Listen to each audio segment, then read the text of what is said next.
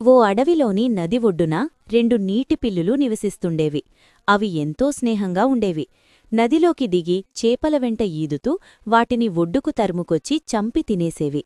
కాని అలా ఒక్కో చేపను చంపి మళ్లీ నదిలోకి వెళ్లడం కష్టం కావడంతో ఓ ఆలోచన చేశాయా పిల్లులు.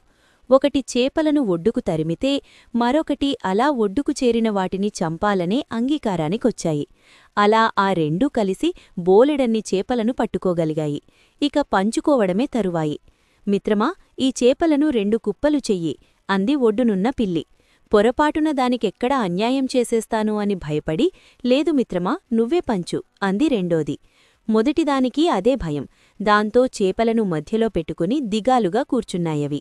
ఇంతలో ఆహారాన్ని వెతుక్కుంటూ అటుగా వచ్చిందో నక్క. పిల్లులను పలకరించి విషయమడిగి తెలుసుకుంది. ఓస్, అంతేనా? మీకీ చేపలను న్యాయంగా నన్ను పంచమంటారా అడిగింది నక్క. తమ చిక్కు తొలగిపోతుందనుకుంటూ సరేనన్నాయవి. ఓ నీటి పిల్లిని కాస్త పక్కకు తీసుకెళ్లిన నక్క, నీ మిత్రుడే ప్రవాహానికి ఎదురీది మరీ నేర్పుగా చేపలను ఒడ్డుకు తరిమింది.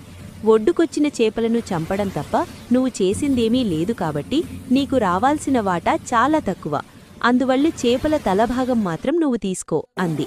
తర్వాత రెండో పిల్లిని దూరంగా పట్టుకెళ్లి, సునాయాసంగా చేపలను ఒడ్డుకు తరిమిన నీకంటే రాళ్ళు రప్పల్లో తంటాలు పడి మరీ వాటిని చంపిన నీ మిత్రుడి కష్టమే ఎక్కువ. అందువల్ల చేపల తోకభాగం మాత్రం నువ్వు తీసుకో అంది. ఆ మాటలకు రెండు పిల్లులు దిగాలుగా సరేనన్నాయి.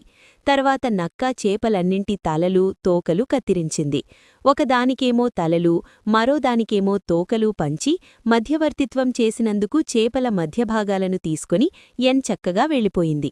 అప్పటిగ్గాని నీటి పిల్లులకు జిత్తులమారి నక్క చేసిన మోసం అర్థం కాలేదు. ఆ తర్వాత అవెప్పుడూ పంపకాల జోలికి పోలేదు.